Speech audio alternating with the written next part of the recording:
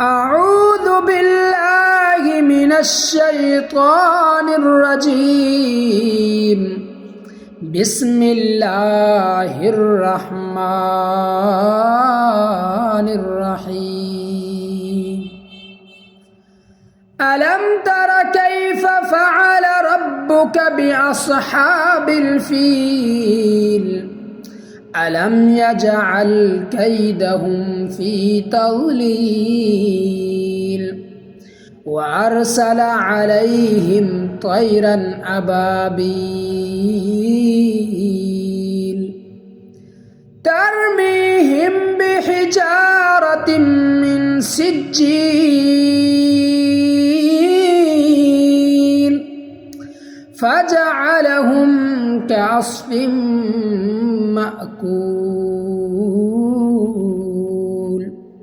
صدق الله العظيم.